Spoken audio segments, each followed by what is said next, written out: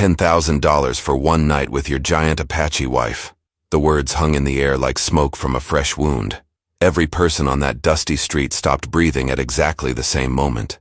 Because when a man in a $1,000 suit stands in the middle of town holding a bag of money with a dollar sign painted on it, making an offer like that, one of two things happens. Either blood spills in the next 30 seconds, or something far worse unfolds. What nobody understood yet was that Silas Kemper had spent 3 years learning a different language than violence, and what Cornelius Blackwell was about to discover would cost him more than money ever could buy back. The sun beat down on the town's main street, with the kind of heat that made men's shirts stick to their backs and turned the ground into something that felt like walking on the surface of a stove. Silas had come into town that morning for supplies, nothing more. Flour, salt, ammunition for hunting, maybe some fabric Nahimana had mentioned needing for a new shirt. Simple errands that should have taken an hour, and sent them back to their ranch before the worst heat settled in. Nahimana walked beside him the way she always did, not behind him like some of the townspeople expected, not ahead of him like she was trying to prove something. Beside him, equal. Her presence turned heads not because she was Apache, though that was reason enough in a place where most people had never spoken to a native person in their lives. Heads turned because Nahimana stood taller than most men in town, with shoulders that spoke of a lifetime of physical work that would break lesser people. Her braids reached past her waist, woven with small turquoise stones that caught the light when she moved. She wore traditional clothing that showed her heritage with pride, never attempting to hide who she was or where she came from. Silas had learned early in their marriage that the stares never bothered her. What bothered her was disrespect. There was a difference between curiosity and contempt, and Nahimana could spot contempt from 100 yards away. They had just stepped out of the general store when Cornelius Blackwell made his entrance. He arrived in a carriage that cost more than most families in town would see in 5 years of hard labor. The door opened, and he stepped down onto the street in his fine black suit, polished shoes that had never seen a day of real work, and a smile that suggested he believed the entire world existed for his entertainment. Silas recognized the type immediately. Rich men came through frontier towns regularly, looking to buy land, exploit resources, or simply amuse themselves with the locals before returning to their comfortable lives back east. They rarely stayed long, and Silas had learned the best strategy was to simply avoid them until they left. But Blackwell had spotted them. More specifically, he had spotted Nahimana. He walked directly toward them with the confidence of a man who had never been told no in his entire life. 2 men in slightly less expensive suits followed behind him, carrying themselves like guards or hired muscle. When Blackwell got within 10 feet, he stopped and removed his hat, with an exaggerated flourish that might have been meant as respectful, but came across as mocking. "My goodness," he said, his voice carrying across the street loud enough for everyone to hear. "You must be the famous couple I've been hearing about. The rancher who married the savage." The word landed like a slap. Nahimana's jaw tightened almost imperceptibly, but she said nothing. Silas felt his own muscles tense, but he forced himself to remain calm. Men like Blackwell wanted a reaction. They fed on it. "We're just here for supplies," Silas said evenly. "We'll be on our way." "Oh, but I haven't made my offer yet." Blackwell reached into his coat and pulled out a small leather bag. He opened it to reveal stacks of crisp bills. $10,000. More money than you'll see in your entire life working that pathetic ranch of yours. He held the bag out toward Silas, his smile widening. "All I want is one night with your wife." The street went completely silent. Even the wind seemed to stop. Silas felt every eye in town turn toward them, waiting to see what would happen next. His hand moved slowly toward his side, fingers brushing against something in his pocket. And that's when Nahimana laughed. Not a nervous laugh. Not an uncomfortable laugh, a genuine, amused laugh that seemed to confuse Blackwell more than any threat could have. She looked at Silas with an expression that said she had dealt with men like this her entire life, and they had always underestimated what that mistake would cost them. But before she could speak, Silas's hand closed around whatever he had been reaching for in his pocket. He pulled it out slowly, deliberately, making sure everyone watching could see exactly what came next. Because what happened in the following minutes would determine whether they could ever show their faces in this town again, or whether Cornelius Blackwell would be the one who needed to leave and never come back. Silas pulled a worn leather pouch from his pocket. Not a weapon, not a knife, just a small bag that looked like it had seen years of use. The kind of thing a man might carry personal items in. He held it up so Blackwell could see it clearly, then opened it and poured the contents into his palm. Coins. Maybe 30 or 40 of them. Silver pieces mixed with copper. The kind of money a working man accumulated slowly over months of hard labor. The total value probably added up to less than $50. Silas held his hand out flat, letting the coins catch the sunlight. "This is everything I had when I asked Nahimana to marry me," he said quietly. $43.16. I offered it to her father, knowing it wasn't nearly enough by any standard. Knowing that in her tribe, a man was expected to bring horses, weapons, valuable goods to prove he could provide for a wife. The crowd had grown larger.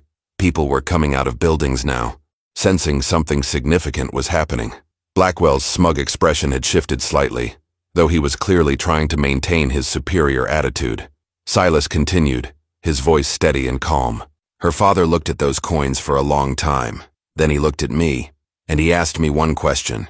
He asked if I knew what those coins meant in his culture, if I understood that by offering money, I was treating his daughter like property that could be purchased." Nahimana stood perfectly still, her expression unreadable, but something in her eyes suggested she knew exactly where this was going. She had heard this story before, but hearing it told publicly was different. "I told him I didn't know," Silas said. "I told him I was ignorant of his customs, that I'd grown up in a world where everything had a price attached to it, and I was ashamed to realize I had insulted him and his daughter both. I asked him to teach me the right way, the respectful way." Silas closed his hand around the coins, then looked directly at Blackwell. "He said there was no bride price, that his daughter was not for sale at any amount, that if she chose to marry me, it would be because she saw something in me worth building a life with, not because I could afford her." The words hung in the air like a judgment. Blackwell's face had started to redden, though whether from anger or embarrassment was hard to tell. "So I kept these coins," Silas said, "as a reminder that the most valuable thing in my life was given to me freely, out of choice and respect, not because I had enough money to purchase it." He poured the coins back into the pouch and returned it to his pocket.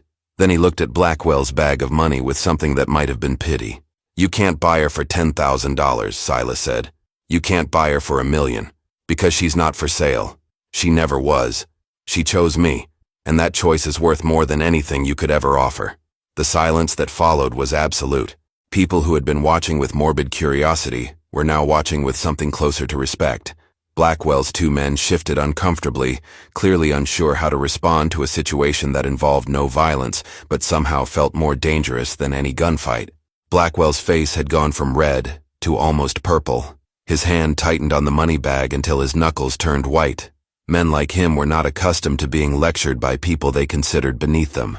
They were not used to being made to look foolish in front of crowds, and they especially did not appreciate being given moral lessons by ranchers who lived in modest homes and worked with their hands. "You think you're clever," Blackwell said, his voice low and dangerous. "You think this little speech makes you better than me." He stepped closer, close enough that Silas could smell the expensive cologne the man wore, the kind that cost more than most people's monthly wages. "But I see what you really are. You're a man who took an opportunity, who saw a savage woman that nobody else wanted and decided to make her your property by wrapping it up in pretty words about choice and respect." Nahimana's posture changed.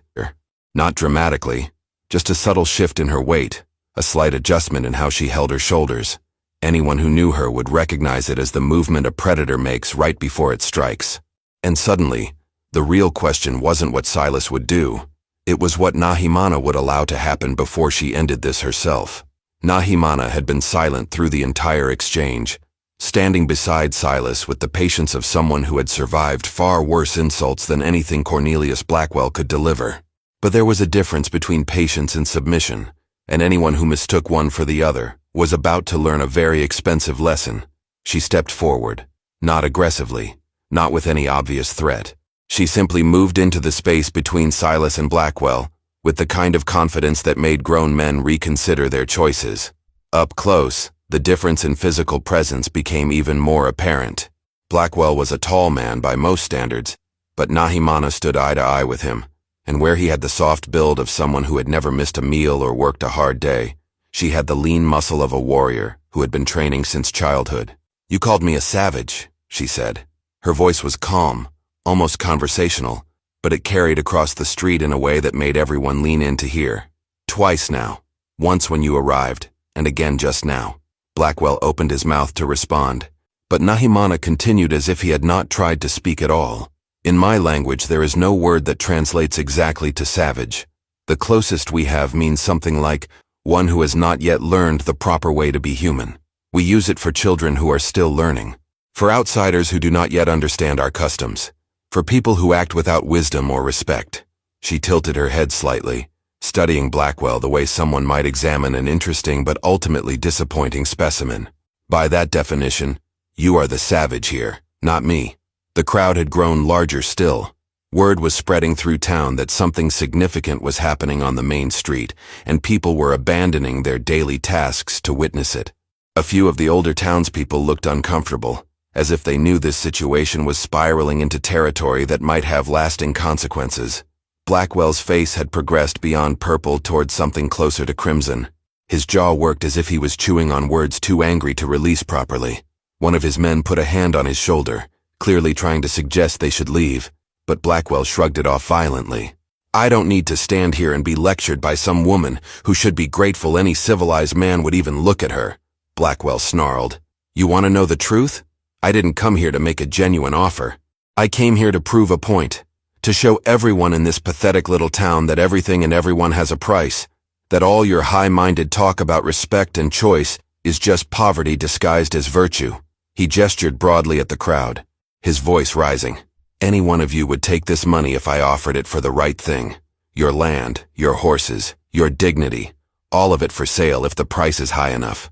That's what civilization is. Understanding that everything is a transaction. Nahimana smiled then. Not a friendly smile, not even an amused smile.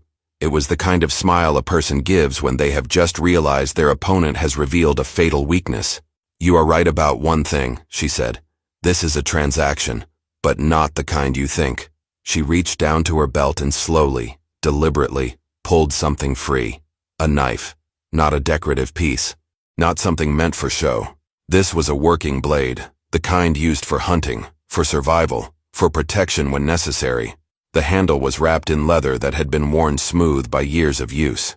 The blade itself was perhaps 8 inches long, perfectly maintained, sharp enough to catch the light in a way that made several people in the crowd take an involuntary step backward.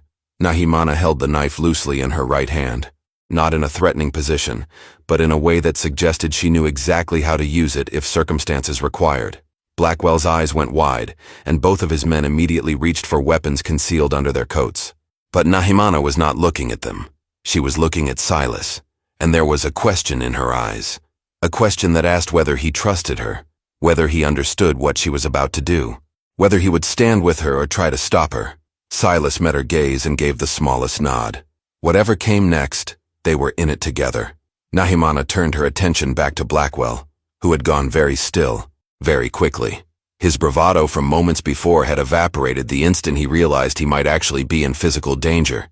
His men had their hands on their weapons, but had not drawn them, clearly uncertain whether drawing on an Apache woman in the middle of a crowded street was a situation they wanted to be involved in. You want to buy something from me? Nahimana asked. Then let me make you a counteroffer.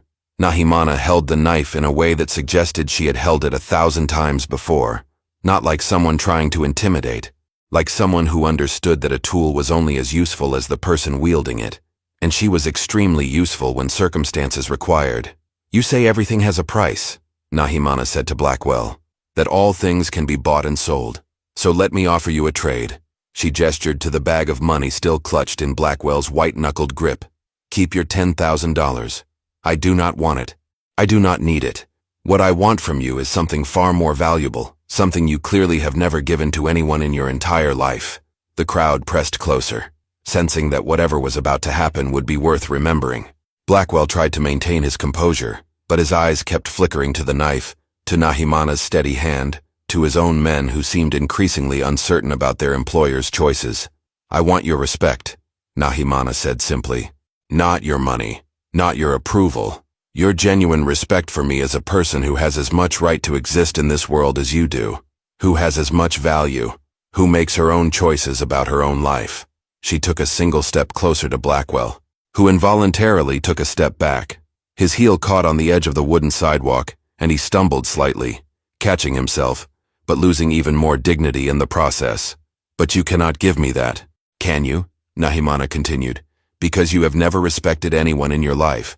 Not your workers, not the people in this town, not even yourself. You measure everything in money because that is the only language you speak, the only value you understand." She turned the knife slowly in her hand, examining it as if seeing it for the first time. "My father gave me this knife when I completed my first solo hunt.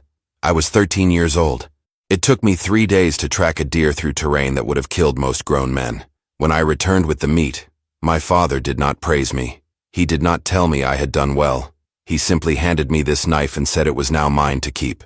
Nahimana looked back at Blackwell, and for the first time since the confrontation began, there was something other than anger or contempt in her expression.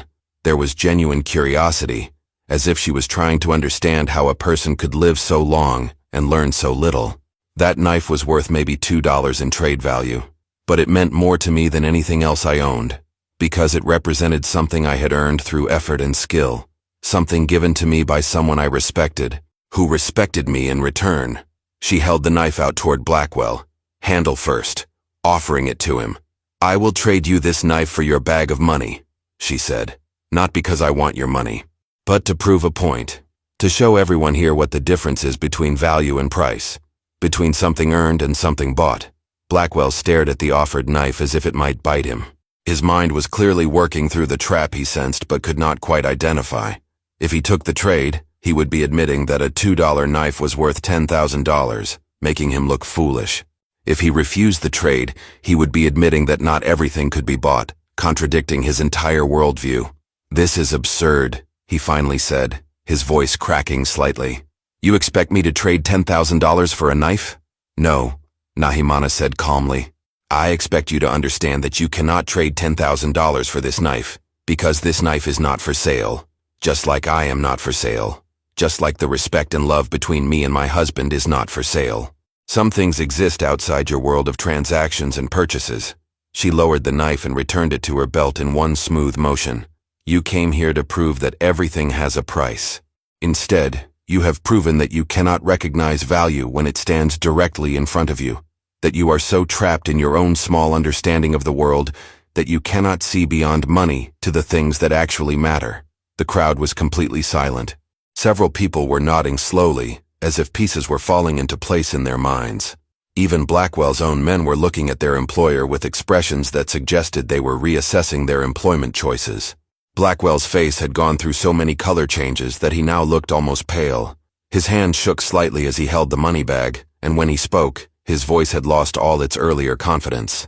"You think you have won something here," he said quietly. "You think you have made me look foolish, but I will remember this, both of you, and there are consequences for embarrassing men like me." That was when the sheriff stepped forward from the crowd. Sheriff Warren Hayes was a man who had seen enough conflict in his years to recognize when a situation was about to cross from words into violence. He moved through the crowd with the deliberate pace of someone who understood that rushing would only escalate tension, but delay might allow things to spiral beyond control. He was older than most people in town, with gray threading through his hair and lines around his eyes that spoke of too many difficult decisions.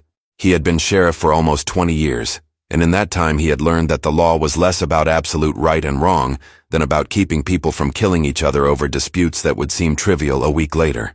But he had also learned that some disputes were not trivial at all. Some were about fundamental questions of human dignity that would define what kind of town this was going to be.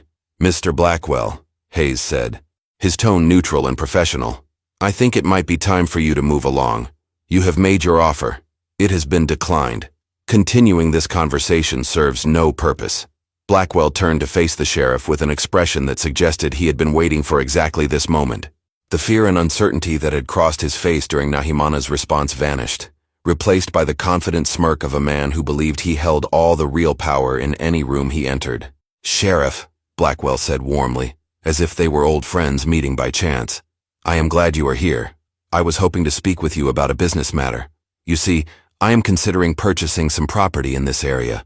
Significant property. The kind of investment that would bring jobs and money to your town." The implication hung in the air like smoke, Blackwell was offering a bribe without actually saying the words. He was suggesting that his continued business interest in the town depended on how this situation was resolved, that if the sheriff sided with Silas and Nahimana, there would be economic consequences for the entire community. Hayes had dealt with men like Blackwell before, men who believed their wealth gave them the right to operate outside the boundaries that governed ordinary people, men who saw the law as something that could be bought or negotiated rather than something that applied equally to everyone. The property market is not my concern, Hayes said evenly. Keeping the peace is, and right now you are disturbing that peace. Blackwell's smile tightened. I made a legitimate business offer. If it offended anyone, I apologize. But surely there is no law against making an offer, even if others find it distasteful. You made an insulting proposition to a married woman in public, Hayes said. That goes beyond distasteful. That is harassment. And if you continue, I will have grounds to arrest you for disturbing the peace and public nuisance. The crowd reacted with surprised murmurs. Few people expected the sheriff to side so clearly with Silas and Nahimana, especially against a man who had just implied he might bring significant wealth to the town. Several of the business owners in the crowd looked conflicted, clearly torn between their moral discomfort with Blackwell's behavior and their economic interest in his potential investments. Blackwell's face hardened. The mask of friendly businessman fell away completely, revealing something much colder underneath. You are making a serious mistake, Sheriff, he said quietly. I have friends in territorial government. I have business relationships with people who can make your life very difficult. Are you really willing to throw away your career to defend these two? Hayes did not flinch. He had been threatened before by men who thought power meant the ability to hurt others without consequence. My career is not your concern, Hayes said. And yes, I am willing to defend any person in my town who is being publicly harassed and threatened. That is what the law requires, what my oath requires. He turned slightly to address Blackwell's two men, who still had their hands near their concealed weapons. If either of you gentlemen draws a weapon in my town, I will consider it an act of aggression and respond accordingly. I suggest you keep your hands visible and away from those coats. The two men exchanged glances, then slowly moved their hands away from their weapons. Whatever Blackwell was paying them, it clearly was not enough to get into a gunfight with a sheriff in the middle of a crowded street. Blackwell stood very still for a long moment, his jaw working as if he was physically chewing on the words he wanted to say, but knew better than to release. Finally, he turned his attention back to Silas and Nahimana, and when he spoke, his voice was filled with barely controlled rage. This is not over, he said. Not even close. He turned and walked back toward his carriage, his two men following behind him like shadows. The crowd parted to let them through, and for a moment it seemed like the situation might actually be resolved without further incident. But then Blackwell stopped halfway to his carriage and turned back one final time. You should know something, he said, loud enough for everyone to hear. I did not come to this town by accident. The words hung in the air like a noose waiting to tighten. Blackwell stood with his back to his carriage, that smug expression returning to his face as he watched the confusion spread through the crowd. He had been waiting for this moment, saving it like a card player holds back his best hand until exactly the right time to play it. Silas felt Nahimana tense beside him, not with fear, with recognition. She knew something about what Blackwell was about to say, or at least suspected, and whatever it was made her more guarded than she had been even when holding her knife moments before. 3 months ago, Blackwell began, addressing the crowd as much as Silas and Nahimana, I received a very interesting letter from a business associate in Denver.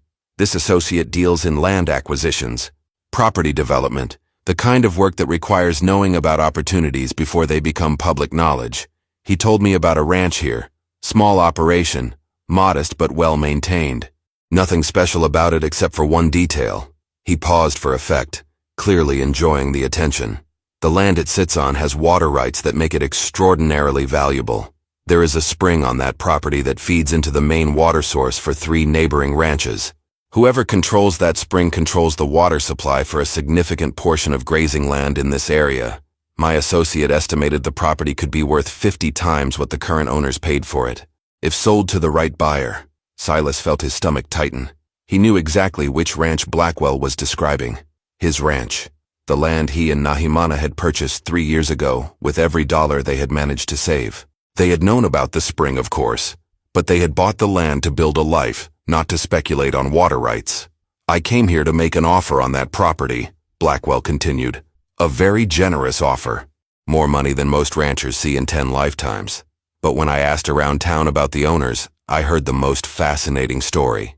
About a rancher who had married an Apache woman. About how people in town did not quite know what to make of them. About how they kept to themselves mostly, but when they did come to town, heads turned. He gestured toward Nahimana with an expression that made Silas want to hit him regardless of consequences. I realized this was an opportunity for more than just a land deal. This was a chance to demonstrate something important. To show that no matter how much these people pretend to have dignity and principles, everyone has a price. The land, the woman, the respect. All of it can be bought if you offer enough. Sheriff Hayes stepped forward again, his hand resting on his belt near his weapon. You need to leave now, Hayes said. Before this goes somewhere neither of us wants it to go. But Blackwell was not finished. He was the kind of man who needed to have the last word, who needed to make sure everyone understood exactly how clever he thought he was. The offer for the land still stands, he said, looking directly at Silas. $50,000. More money than you will ever see again. You can take it and buy property somewhere else. Somewhere people will not stare at you and your wife every time you walk down the street. Somewhere you can start over without all the judgment and whispers. He smiled then, and it was perhaps the cruelest expression Silas had seen on a human face.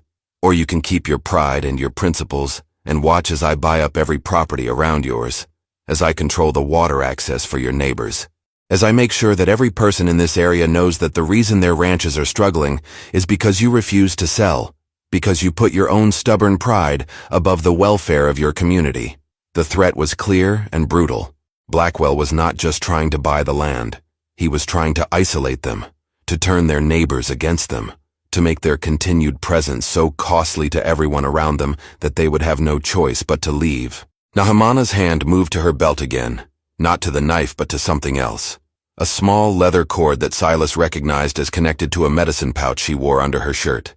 It was a gesture she made when she was thinking deeply about something, weighing options that had no good outcomes. Silas looked at the faces in the crowd. Some showed sympathy, some showed concern, but others showed something more complicated. They showed calculation.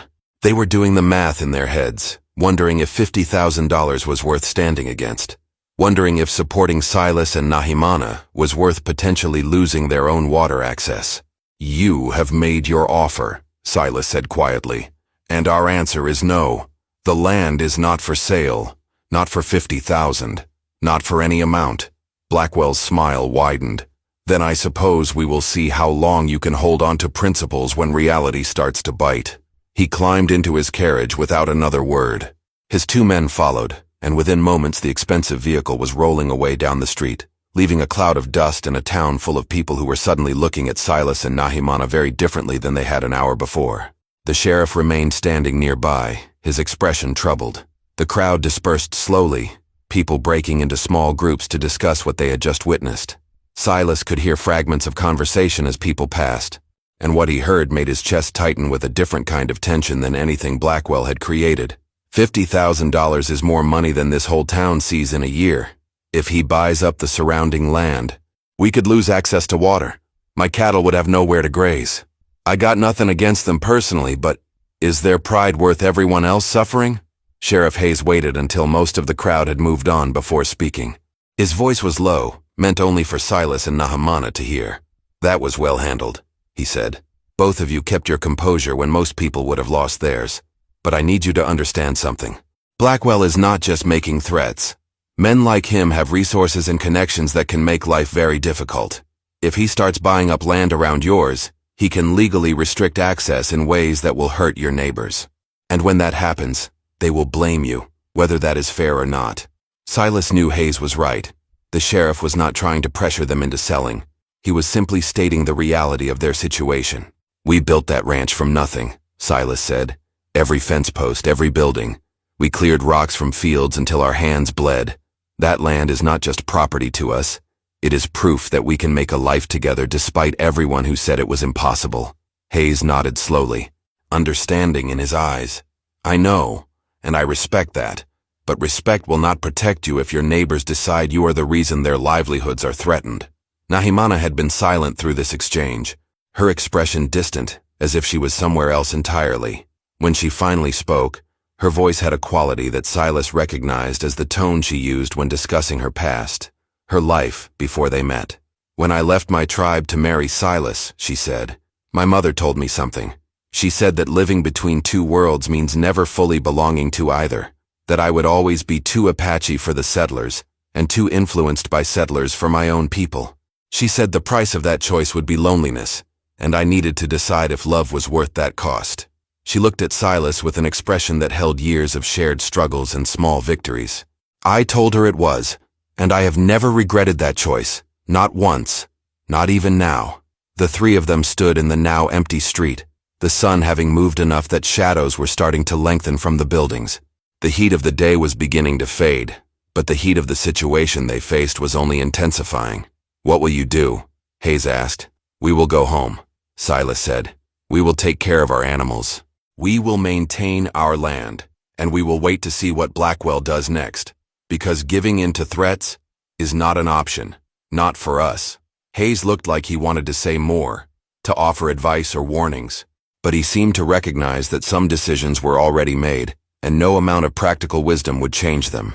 He simply nodded and walked back toward his office, leaving Silas and Nahimana alone on the street. They gathered their supplies from the general store, neither speaking as they loaded everything onto their wagon. The shopkeeper had been apologetic, almost embarrassed, as he helped them, clearly uncomfortable with the position they were now in, but not brave enough to say anything supportive in case it hurt his business. As they prepared to leave town, a man approached them. He was older, probably in his 60s, with the weathered look of someone who had spent his entire life working outdoors. Silas recognized him as Calvin Briggs, who owned a ranch about 5 miles from theirs. "I need to speak with you," Briggs said without preamble. His tone was not hostile, but it was not friendly either. "About this water situation." Nahimana looked at the man with the same steady gaze she had given Blackwell, though without the anger. She was simply assessing, trying to determine whether he was a threat or simply someone caught in an impossible situation.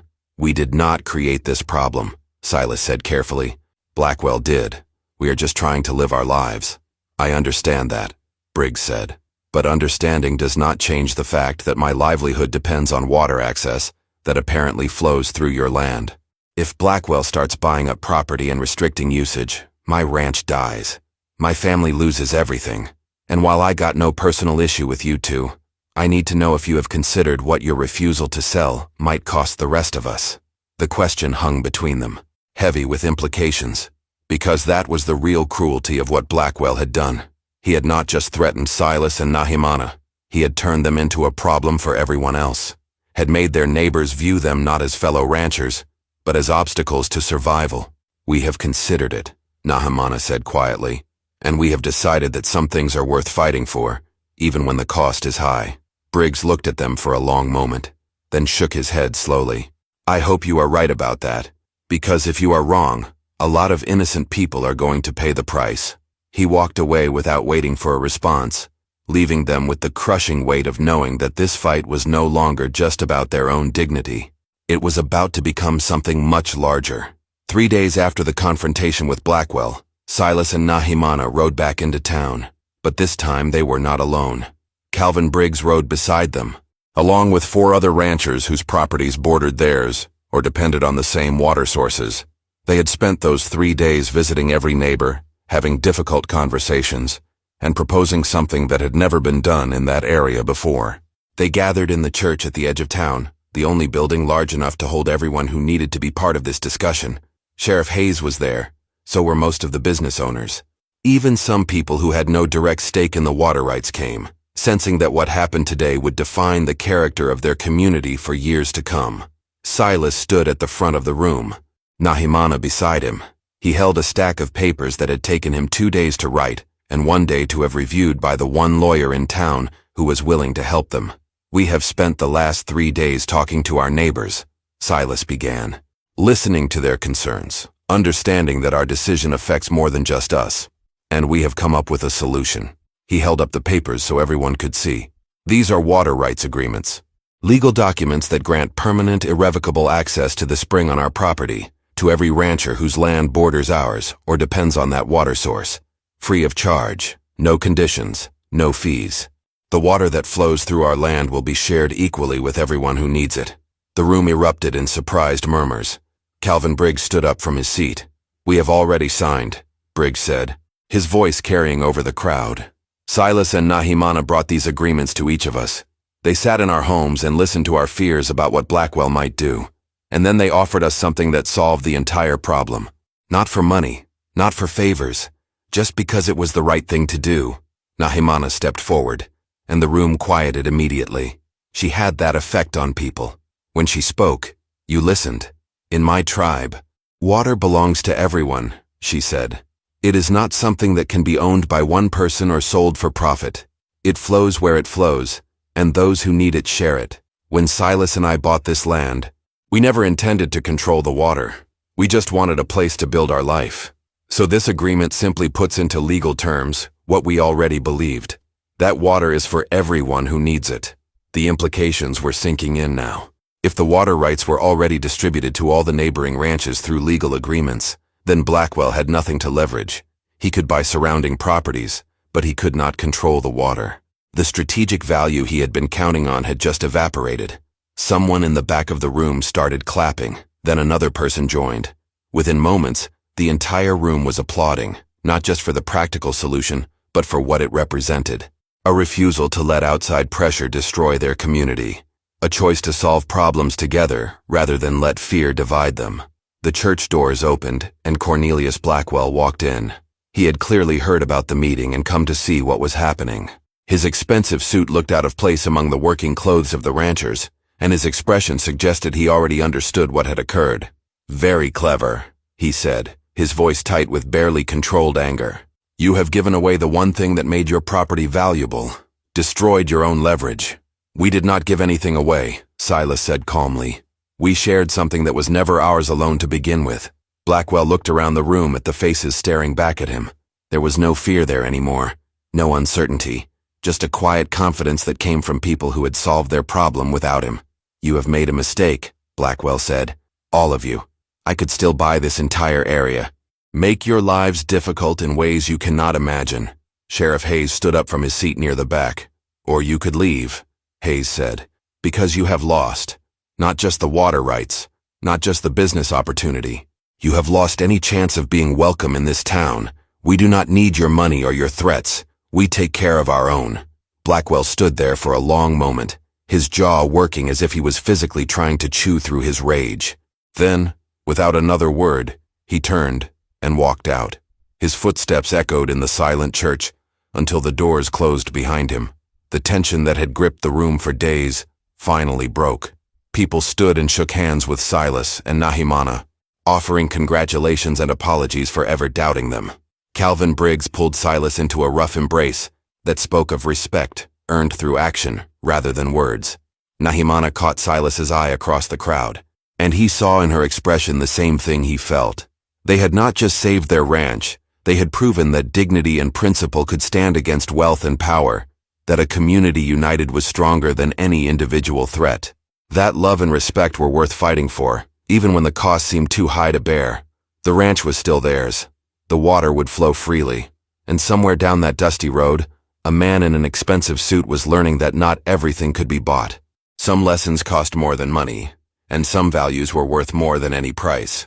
If you enjoyed this story of dignity and courage in the Old West, click the video on your screen right now to watch another tale of ordinary people facing extraordinary challenges in the untamed frontier. Stories where character matters more than wealth, and where standing up for what is right changes everything. Do not forget to subscribe so you never miss these powerful Western narratives that remind us what true strength really means. Hit that button now, because the next story is waiting, and it is one you will not want to miss.